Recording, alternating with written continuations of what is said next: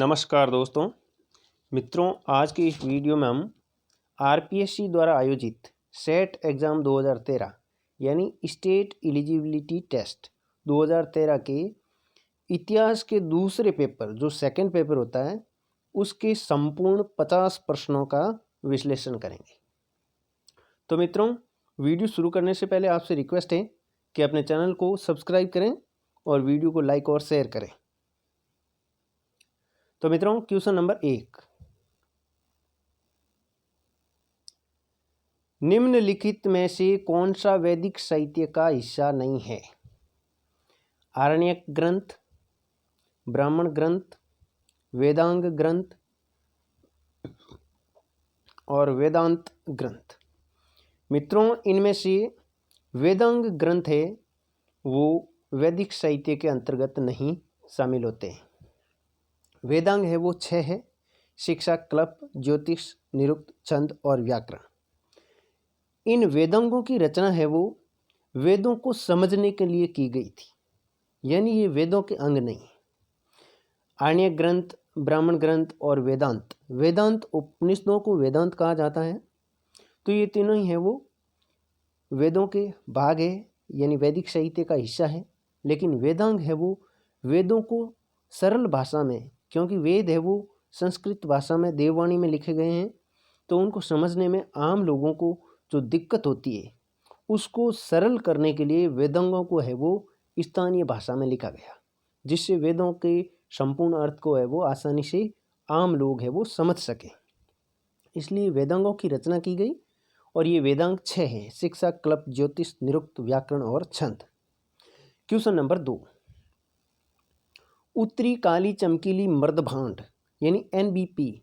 NBP का अर्थ होता है नॉर्थ ब्लैक पेंटेड वियर, यानी उत्तरी काले चमकीले मर्दभांड परंपरा की को किस काल से संबद्ध किया जाता है? तो मित्रों, एनबीपीडब्ल्यू यानी नॉर्थ ब्लैक पेंटेड वेयर है वो मौर्य युग के दौरान प्रचलन में आए थे, जो कि मौर्य युग के दौरान प्रचलन में थे। नवपाषाण काल, इसके अंदर विशेष रूप से कोई मर्दभांड संस्कृति है वो थी नहीं। हड़प्पा युग में है वो लाल काले मर्दभांड थे और वैदिक युग के अंतर्गत है वो गैरिक मर्दभांड है वो वैदिक युग में थे। उत्तर वैदिक युग से लेकर के मौर्य युग तक और महाजनपद युग इनके बीच में आता है।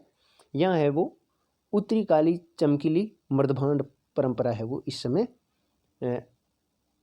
इस परंपरा के मर्दभांड है वो बनाए जाते थे।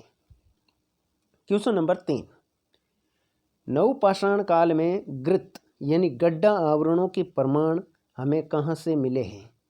मित्रों, नवपाषाण काल के अंदर बुर्जहोम और गुप्तकराल ये दोनों ही स्थल जो कि वर्तमान में जम्मू कश्मीर के अंतर्गत आते हैं, इन दोनों स्थलों से गड्ढा युक्त घर जिसमें उस समय नवपाषाण कालीन मनुष्य रहा करता था, उनके साक्ष्य है वो प्राप्त हुए हैं। और इनके अंदर है वो पालतू पशु की हड्डियाँ यानी कुत्ते की हड्डियाँ भी है वो इनके साथ में मिली है। तो बुर्जहोम और गुप्तकराल जो कि दोनों ही स्थल जम्मू कश्मीर में है शिवालिक श्रेणी में, इनमें से गड्ढा आवरण युक्त यानी गड्ढा रूपी घर जो कि झीलों के किनारे बनाए जाते थे, इनके प्रमाण है वो बुर्जहोम और गुप्तकराल से मिले हैं। ब्रह्मगिरी है वो दक्षिण भारत का महापाषाणिक स्थल है। क्वेश्चन नंबर 4, हड़प्पा कालीन निम्नलिखित स्थलों में से कौन सा नवीनतम उत्खनित स्थल है? मित्रों, धौलावीरा, राखीगढ़ी और दैमाबाद ये तीनों स्थल है वो पहले खोजे जा चुके थे, लेकिन कानमेर नामक, जिसे कानेड़ भी कहा जाता है, कहीं कहीं कानेड़ भी लिखा हुआ आता है, कानेड़, जो कि वर्तमान जैसलमेर जिले में वर्तमान में खोदा गया है।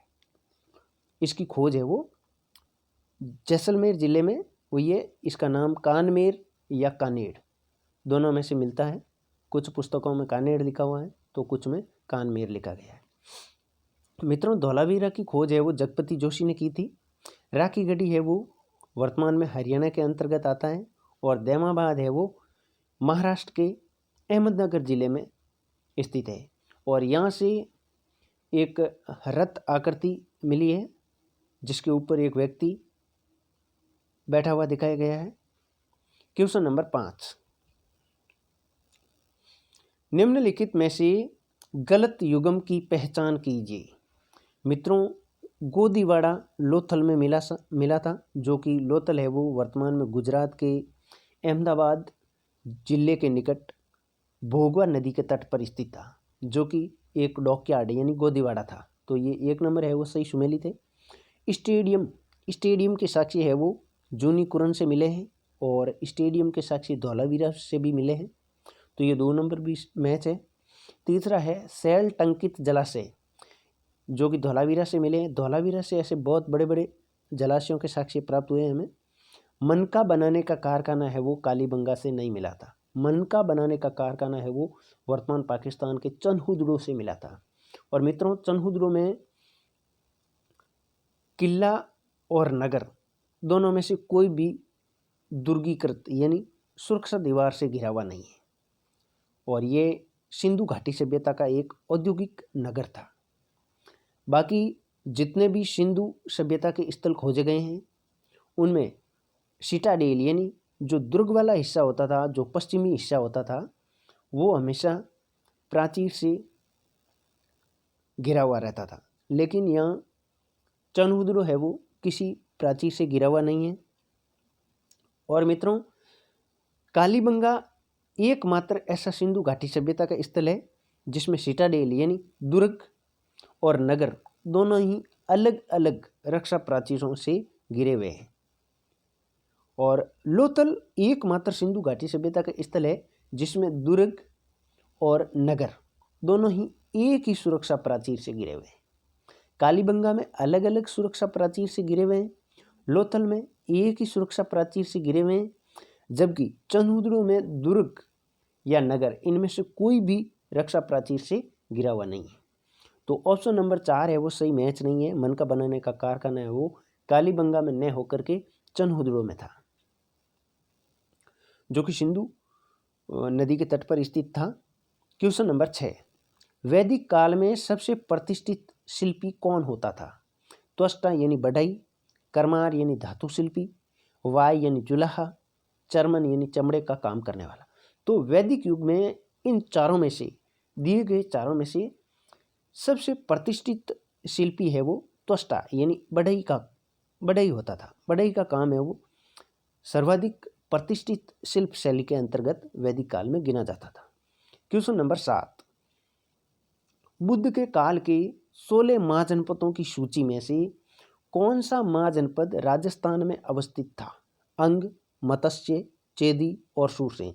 इनमें से मत्स्य जनपद जिसकी राजधानी है वो विराटनगर या बैराट थी, जो कि राजस्थान में जयपुर और उसके आसपास के क्षेत्रों में था। इसका राजा है वो महाकाव्य काल यानी महाभारत के समय विराट था, जिसके यहाँ पांडवों ने जो अज्ञात वर्ष का समय था 12वें वर्ष के समाप्त होने के बाद और 13वें वर्ष के समाप्ति के मध्य का जो 1 वर्ष था वो अज्ञातवास है वो पांडवों ने छद्म वेश में विराट के यहाँ समाप्त किया था। मित्रों, 16 महाजनपदों की सूची है वो बौद्ध ग्रंथों और जैन ग्रंथों दोनों से मिलती है। बौद्ध ग्रंथ का नाम है अंगुत्तर निकाय, जिसमें 16 महाजनपदों की सूची दी गई है। इसी प्रकार जैन ग्रंथ है भगवती सूत्र। भगवती सूत्र से भी इन 16 महाजनपदों की सूची मिलती है। क्वेश्चन नंबर 8, निम्नलिखित में से कौन सा जैन धर्म का विचार नहीं था? मित्रों, एकात्मवाद, संवर एवं निर्जरा, स्यादवाद और अनीश्वरवाद। इनमें से जैन धर्म है वो एकात्मवाद में विश्वास नहीं करता था। संवर और निर्जरा में यानी जो पुद्गल कण होते हैं वो शरीर में किस प्रकार प्रवेश करते हैं उनमें ये जैन धर्म विश्वास करता था। स्यादवाद में यानी तर्क शक्ति में विश्वास करता था, यानी ऐसा हो सकता है या ऐसा होने पर ऐसा होगा, इस प्रकार का जो स्यादवाद का सिद्धांत है उसमें भी विश्वास करता। अनिश्वरवाद यानी जैन धर्म है वो किसी भी प्रकार के देवता यानी ईश्वर को मानता नहीं है। तो मित्रों ये ऑप्शन नंबर 1 इस प्रकार से गलत हो गया, क्योंकि जो धर्म है वो अनिश्वरवाद यानी ईश्वर की प्रकृति को ही नहीं मानता है, वो एकात्मवादी कैसे हो सकता है? न तो एकात्मवादी हो सकता है, न नहीं अलग तरीके से हो सकता है, यानी ईश्वर की इसमें कल्पना नहीं की गई है। इसलिए एकात्मवाद को जैन धर्म है वो स्वीकार नहीं करता है। सॉरी। क्वेश्चन नंबर 9, अशोक के धर्म के संबंध में निम्नलिखित में से कौन सा कथन सही नहीं है?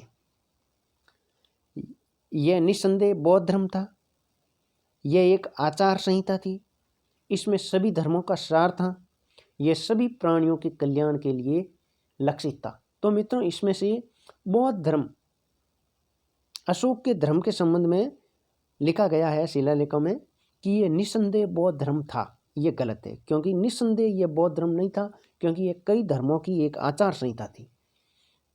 जैसा कि अशोक के शिलालेखों में अशोक के वर्णन से हमें ऐसी जानकारी मिलती है। तो ये एक आचार संहिता थी, ये राइट है, यानी ऑप्शन नंबर 1 है वो गलत है। 2, ये एक आचार संहिता थी, ये सत्य है। इसमें सभी धर्मों का सार था, ये भी सत्य है। और ये सभी प्राणियों के कल्याण के लिए बनाई गई थी, ये भी सत्य है। तो ऑप्शन नंबर 1 है वो सत्य नहीं है, क्योंकि ये निस्संदेह बौद्ध धर्म नहीं था। क्वेश्चन नंबर 10, मैगस्थनीज ने भारतीय जनता को 7 वर्गों में विभाजित किया। निम्नलिखित में से कौन सा वर्ग मैगस्थनीज की सूची में नहीं था? मित्रों मैगस्थनीज है वो चंद्रगुप्त मौर्य, जो कि मौर्य साम्राज्य का संस्थापक था, उसके समय में यूनानी सेल्यूकस निकेटर का राजदूत बनकर के भारत आता है। इसने भारत की संस्कृति को नज़दीक से देखा और मगध साम्राज्य में रहते हुए इसने अपनी एक पुस्तक इंडिका की रचना की, और उस इंडिका जो कि वर्तमान में उपलब्ध नहीं है, जिसके विवरण है वो मैगस्थनीज के समकालीन जो यूनानी लेखक थे उनमें मिलता है। तो मैगस्थनीज ने उस इंडिका में भारतीय समाज को 7 वर्गों में बांटा था, और विशेष रूप से उसने भारत में दास प्रथा के नहीं होने का उल्लेख किया था। तो इस क्वेश्चन का आंसर क्या होगा देखते हैं। दार्शनिक का उसने वर्णन किया था, कृषक वर्ग का किया था, सैनिक वर्ग का भी किया था, लेकिन दास प्रथा के बारे में उसने बिल्कुल मना किया है कि भारत में दास प्रथा नहीं थी। हालांकि उसके सोचने में ये गलती हो सकती है, क्योंकि उसके समय में यूनान में दास प्रथा का स्तर है वो बहुत ही घटिया था, क्योंकि यूनान में दासों के साथ में बहुत ही खराब बर्ताव किया जाता था। उसकी अपेक्षा भारत में दासों के साथ अच्छा बर्ताव किया जाता था। तो उसको ये समझ में नहीं आया कि यहाँ पर दास होते हैं, क्योंकि दासों के व्यवहार में फर्क था भारत और यूनान के दासों में। इसलिए उसने सोचा कि भारत में दास प्रथा नहीं है, तो उसने दासों का वर्णन अपनी पुस्तक में नहीं किया, यानी जो 7 वर्ग बनाए थे उसने भारतीय समाज के, उसमें उसने दासों को नहीं गिना था।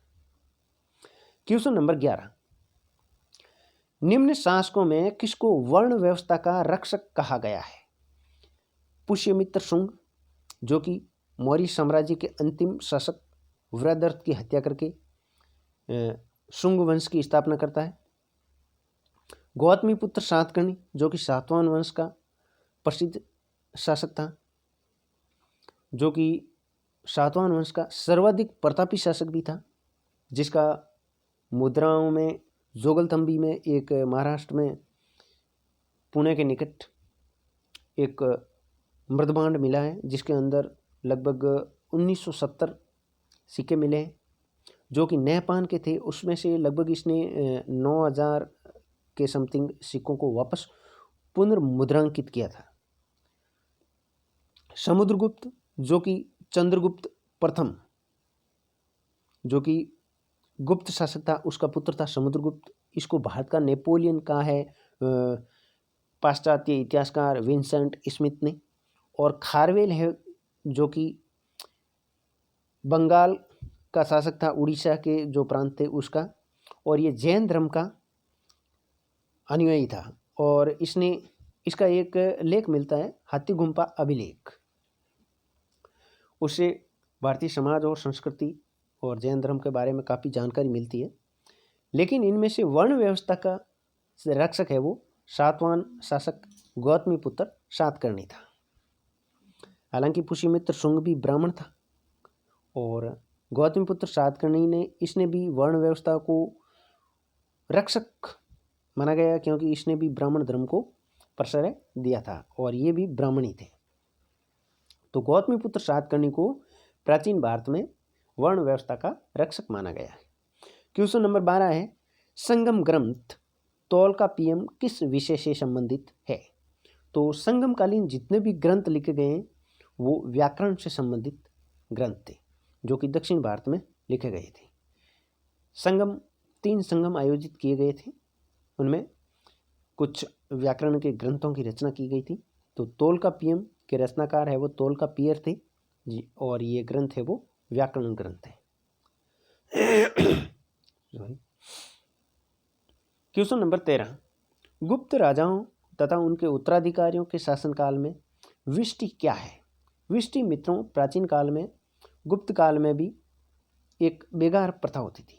बेगार का जो कार्य करवाते थे या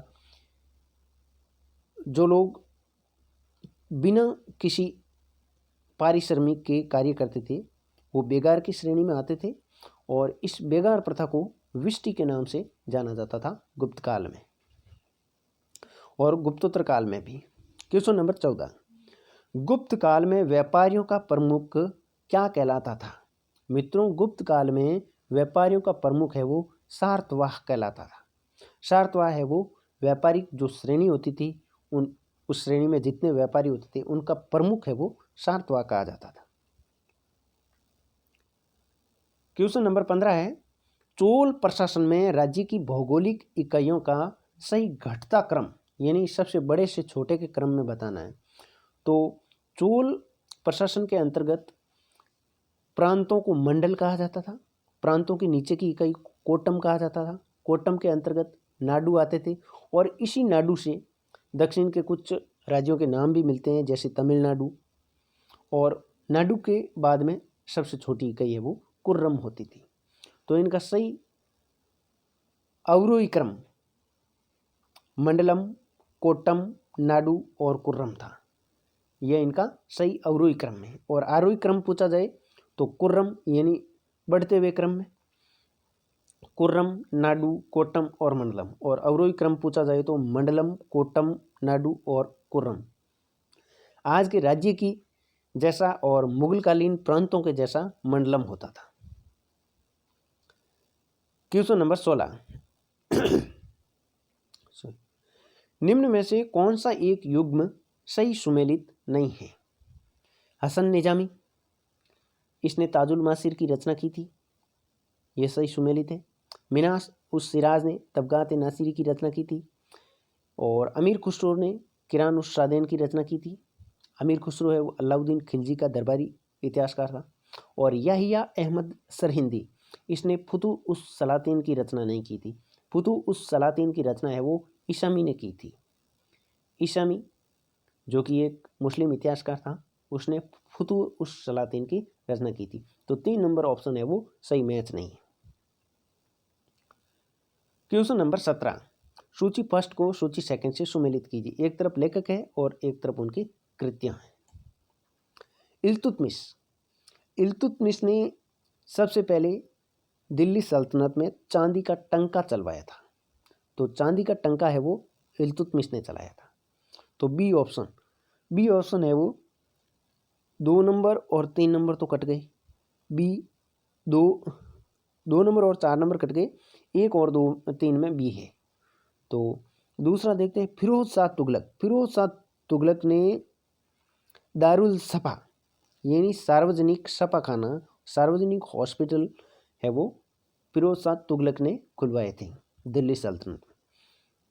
तो बी के बाद में सी है वो 3 नंबर भी कट गया, यानी ऑप्शन नंबर तो अपना 1 राइट होगा। बाकी के देखते हैं, मुहम्मद बिन तुगलक ने अपने समय में दीवाने कोही यानी एक सार्वजनिक कृषि विभाग की स्थापना की थी और इसने कृषकों को तकाबी ऋण भी बांटे थे।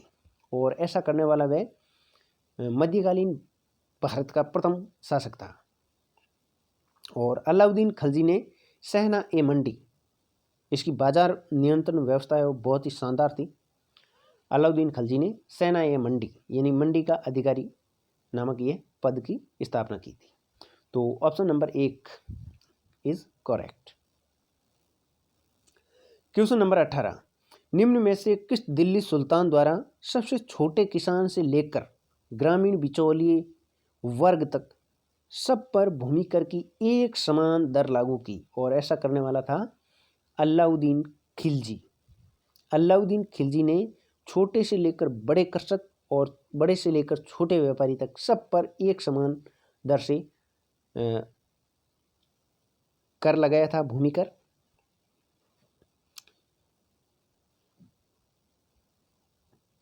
क्वेश्चन नंबर 19, निम्न युग्मों में से कौन सा एक सही सुमेलित है?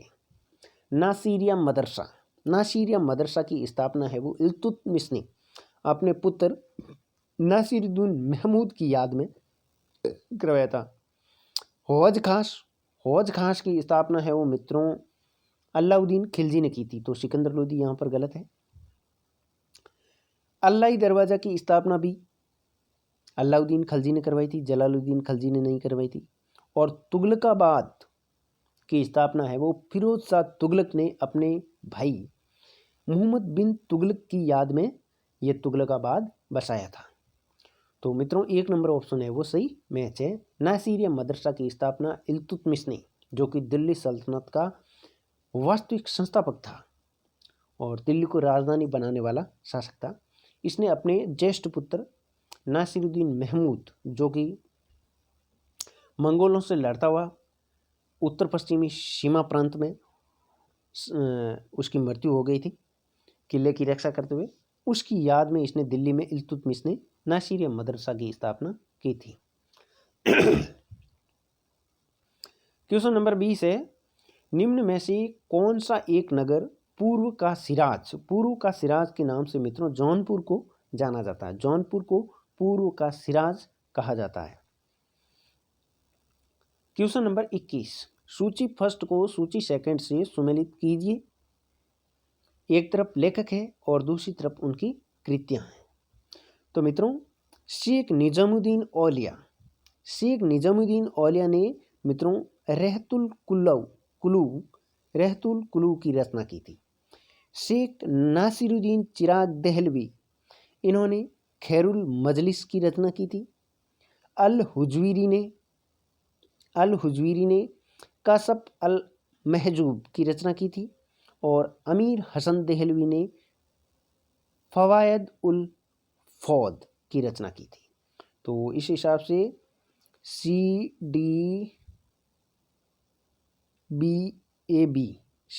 यानी 4 नंबर ऑप्शन है वो करेक्ट होगा। शेख निजामुद्दीन औलिया, रहतुल कुलूब, शेख नासिरुद्दीन चिराग दहलवी, खैरुल मजलिस, अल हुजवीरी, कासफ अल महजूब और अमीर हसन दहलवी ने फवायद उल फौद की रचना की थी। क्वेश्चन नंबर 22, निम्न युग्मों में से कौन सा एक सही सुमेलित नहीं है? रामानंद, पद्मावती, ये सही मैच है। कबीर, गोपालदास, चैतन्य, हरिदास और वल्लभाचार्य के भगवान दास है वो शिष्य नहीं थे। तो रामानंद के शिष्य पद्मावती थी, कबीर के गोपालदास थे, चैतन्य के हरिदास थे, लेकिन वल्लभाचार्य के भगवान दास नहीं थे। क्वेश्चन नंबर 23, निम्न में से कौन सा अष्टदिग्गज में सम्मिलित नहीं था? मित्रों अष्टदिग्गज विजयनगर साम्राज्य के सबसे प्रतापी और प्रसिद्ध विद्वान शासक कृष्णदेवराय के दरबार में जो 8 विद्वान रहते थे उन्हें अष्टदिग्गज के नाम से जाना जाता है। इसी प्रकार शिवाजी के दरबार में जो मंत्री होते थे उनको अष्टप्रधान कहा जाता था। तो अष्टदिग्गजों में तिरुपान नहीं था, इनमें से भट्टू मूर्ति था, नंदी तिम्मना था और पेदना भी था। क्वेश्चन नंबर 24, सूची फर्स्ट को सूची सेकंड से मैच कीजिए। एक तरफ राज्य है, दूसरी तरफ उनके संस्थापक है। मित्रों, ये जितने भी राज्य आपको दिखाई दे रहे हैं, ये बहमनी साम्राज्य के विघटन के बाद में 5 राज्य बने थे। बीदर, बीजापुर, गोलकुंडा, ऐबंदागर और एक था बरार। ये 5 राज्य है वो बहमनी साम्राज्य के विघटन के अंतर्गत बने थे। तो बीदर की स्थापना है वो अमीर अली बरीद शाही ने की थी। बीजापुर की स्थापना यूसुफ आदिल शाह ने की थी। वहीं गोलकुंडा की स्थापना है वो कुतुब शाह ने की थी, और इन्हीं कुतुब शाह के नाम पर वहाँ का राजवंश है वो कुतुब शाही राजवंश कहलाता है। और इस प्रकार अहमदनगर की स्थापना है वो अहमद निजाम शाह ने की, और अहमदनगर का राजवंश है वो निजाम शाही कहलाता है। बीदर का बरीद शाही, बीजापुर का आदिल शाही, गोलकुंडा का कुतुब शाही और अहमदनगर का निजाम शाही। वहीं बरार का राजवंश है वो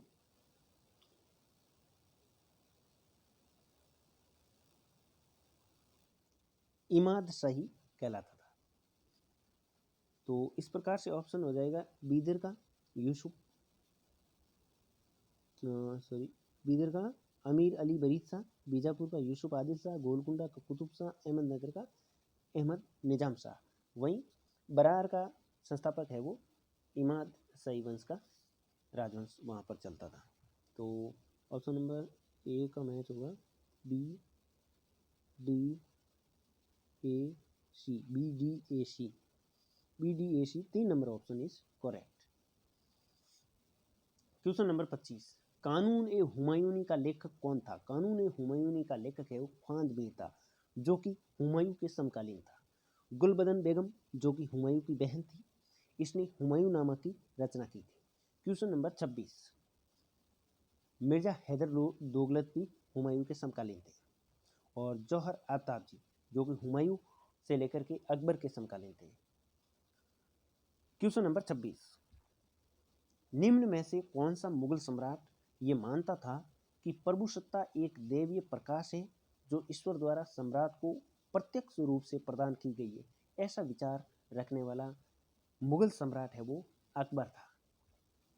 क्वेश्चन नंबर 27, किस मुगल सम्राट के शासनकाल में मनसबदारी प्रथा में मशरूत यानी कंडीशनल रैंक का नियम लागू किया गया था? तो ये नियम लागू किया गया था शाहजहां के समय। मित्रों, ये मनसबदारी प्रथा है वो मंगोलों से ली गई थी, जो कि दशमलव पद्धति पर आधारित थी, और इसका भारत में सबसे पहले प्रयोग है वो अकबर के शासनकाल में शुरू हुआ था, और इसमें मशरूत की व्यवस्था है वो शाहजहां के समय हुई थी। क्वेश्चन नंबर 28, गुप्त मुगल काल में परगना शासन में निम्न में से कौन सा अधिकारी सम्मिलित नहीं था? मित्रों, परगने के अधिकारी है वो सिकदार, अमील, बतीची ये होते थे। फौजदार है वो प्रांतों में होता था, और केंद्रीय प्रशासन में होता था ये फौजदार, जो कि एक सैनिक अधिकारी होता था। क्वेश्चन नंबर 29, मराठा राज्य में निम्न में से कौन एक ग्रामीण अधिकारी नहीं था? तो मित्रों, मराठों के राज्य में जिसके संस्थापक है वो शिवाजी थे, जिनका जन्म है वो 1627 ईस्वी में हुआ था, और 1674 ईस्वी में शिवाजी है वो अपना राज्याभिषेक करवाते हैं। मराठा साम्राज्य के अंतर्गत ग्रामीण अधिकारियों में चौगुल, महार और कुलकर्णी थे। देश पांडे नहीं थे। देश पांडे यहाँ पर गलत लिखा गया, देशमुख हुआ करते थे।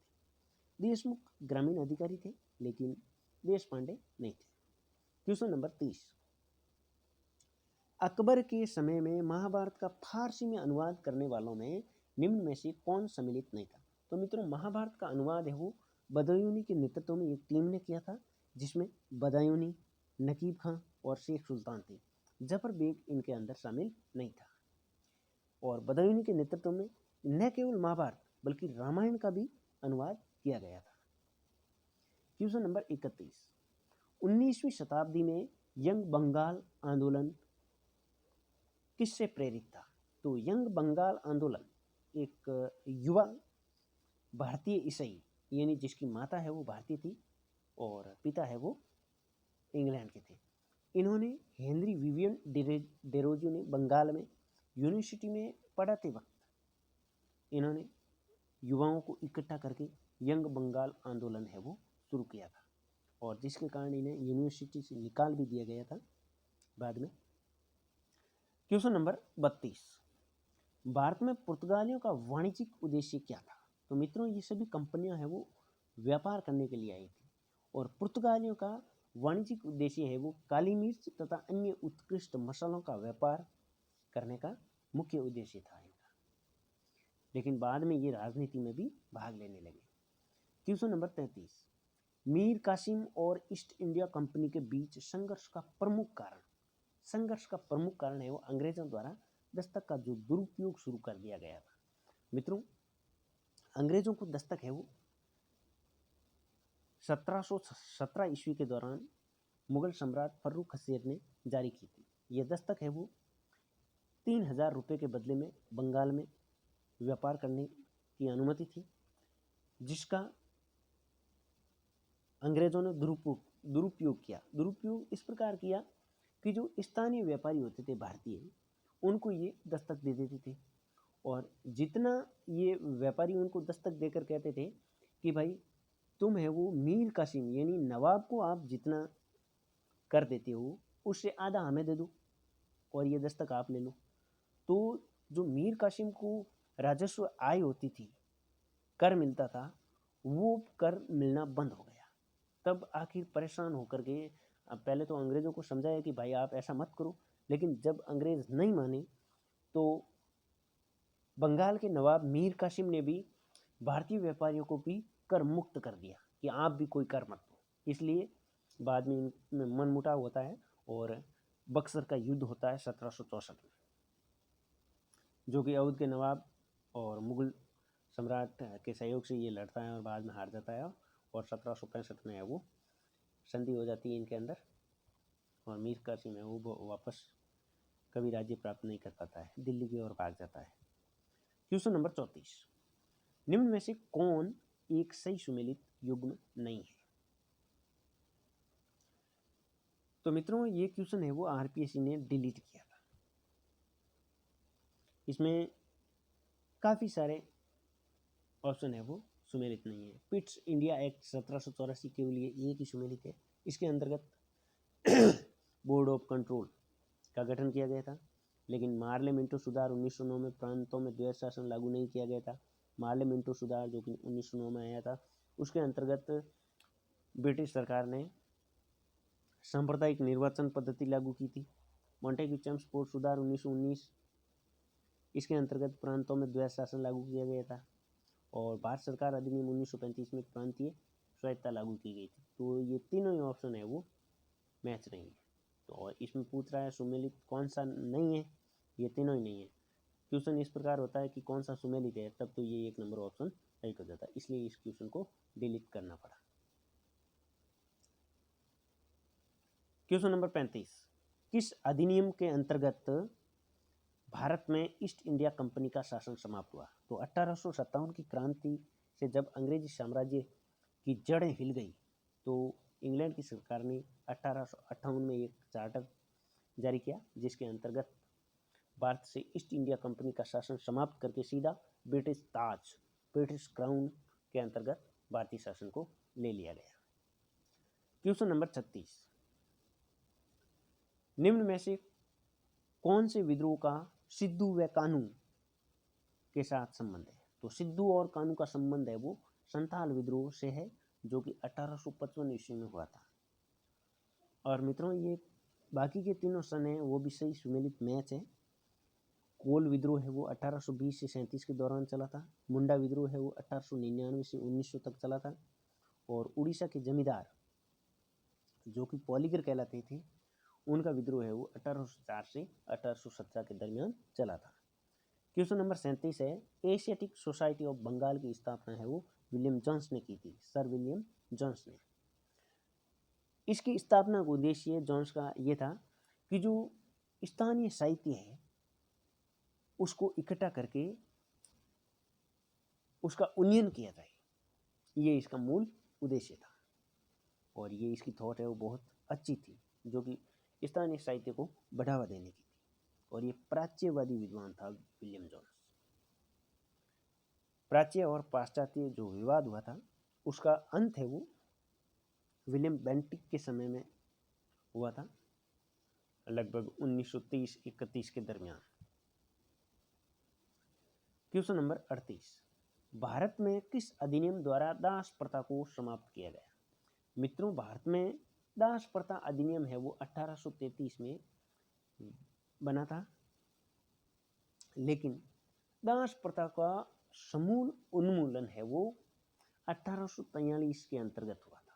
सन बता रहा हूँ मैं, ये अधिनियम पूछ रहा है तो अधिनियम 1833 में बन गया था, लेकिन दास प्रथा का उन्मूलन जड़ों से ये समाप्त हुई थी लॉर्ड एलनब्रो के समय 1843 ईस्वी में।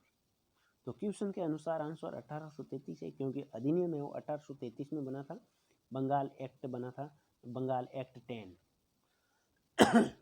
और उस बंगाल एक्ट 10 के अंतर्गत 1833 में दास प्रथा को अपराध घोषित किया गया था। इसी प्रकार राजा राममोहन राय के प्रयासों से 1829 में बंगाल एक्ट 17 द्वारा सती प्रथा को कानूनी अपराध घोषित करवाया था राजा राममोहन राय ने लॉर्ड विलियम बेंटिक से। क्वेश्चन नंबर 39, प्रथम आंग्ल मैसूर युद्ध के दौरान त्रिराज्यीय संधि में कौन सम्मिलित नहीं था?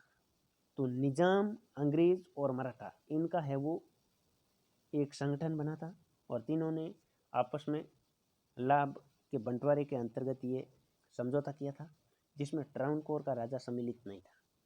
और ये हैदर अली के विरुद्ध हुआ था, लेकिन हैदर ने अपनी कूटनीति से इस संघ को युद्ध से पहले ही भंग कर दिया था, यानी मराठों को अपनी ओर मिला लिया था और निजाम को भी इस संघ से अलग कर दिया था।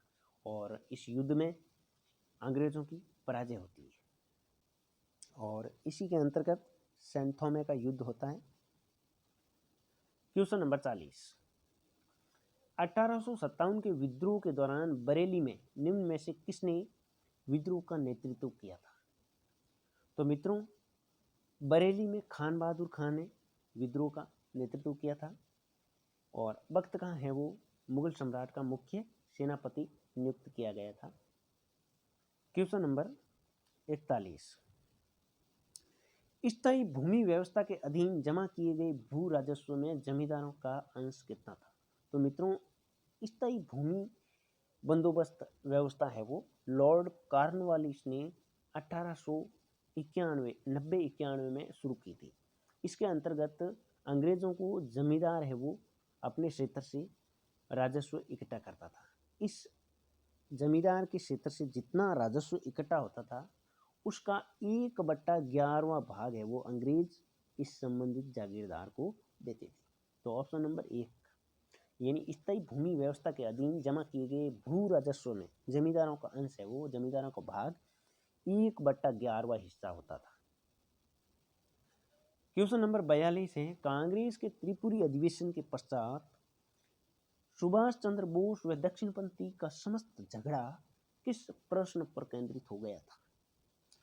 ये था केंद्रीय सरकार के विरुद्ध आक्रमण को लेकर के, यानी केंद्र सरकार यानी अंग्रेजों से किस प्रकार से निपटा जाए,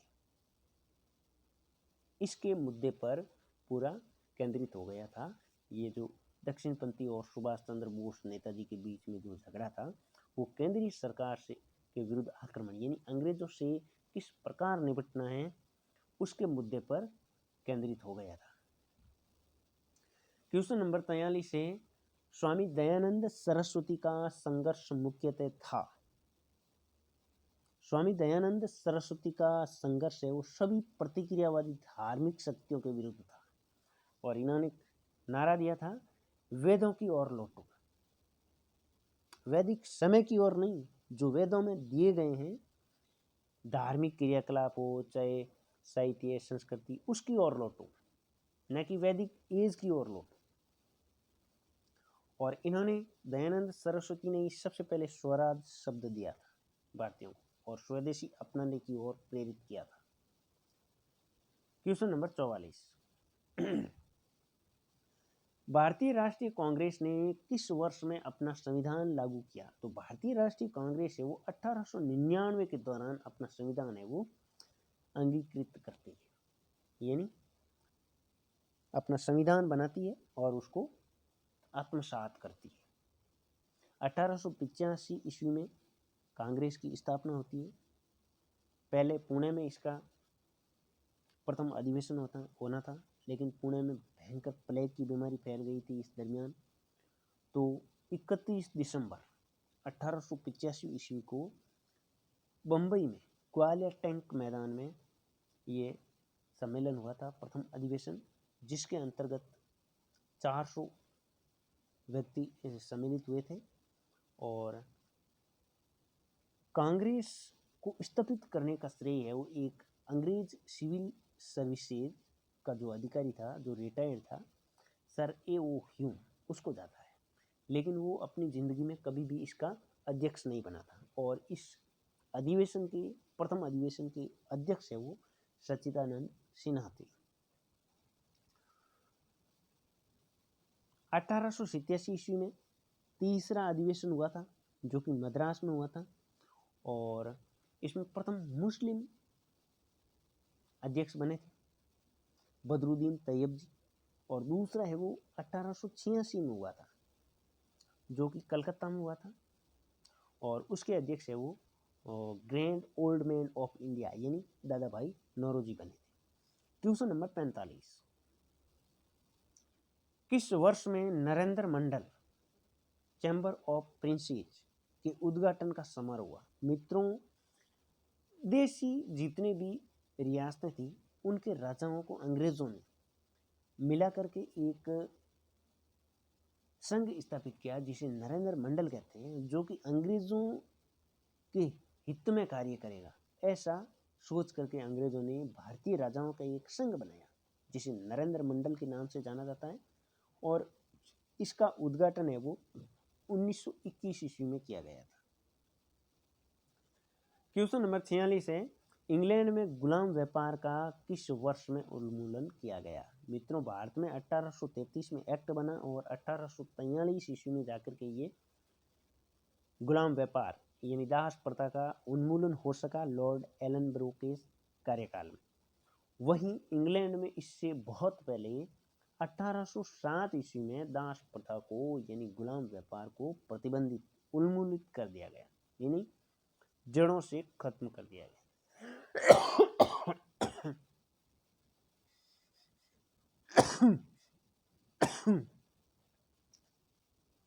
क्वेश्चन नंबर 47, बांडुंग सम्मेलन 1955 में किन देशों के प्रतिनिधियों ने भाग लिया था? तो बांडुंग सम्मेलन में एशियाई और अफ्रीकी देशों ने भाग लिया था। क्वेश्चन नंबर 48 है, प्रथम इंटरनेशनल किस स्थान पर संपन्न हुआ था? तो मित्रों, प्रथम इंटरनेशनल है वो रूस ने लंदन में आयोजित करवाई थी, जो कि मजदूरों का संघ था। कार्ल मार्क्स के नेतृत्व में ये सम्मेलन हुआ था इंटरनेशनल, जो कि इन्हें कम्युनिस्ट भी कहा जाता है। क्वेश्चन नंबर 49, कुल 3 इंटरनेशनल हुए थे विश्व युद्ध में और उसके बाद में। क्वेश्चन नंबर 49 है, निम्नलिखित में से कौन सा बाह्य आलोचना के क्षेत्र में नहीं आता है? दस्तावेज का लेखक आता है, जिसकी आलोचना की जा सकती है। स्रोत के विषय में आलोचना की जा सकती है। तारीख के विषय में भी आलोचना की जा सकती है बाह्य रूप से। लेकिन दस्तावेजों में समावेश का विवरण, उसकी आलोचना नहीं की जाती बाह्य रूप से। स्मारक किस प्रकार के साधन है?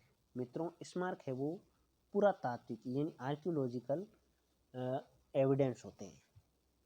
तो मित्रों, वीडियो कैसा लगा? वीडियो को लाइक कीजिए, शेयर कीजिए और चैनल को सब्सक्राइब जरूर कीजिएगा। मिलते हैं एक नए वीडियो में, तब तक के लिए जय हिंद, जय भारत।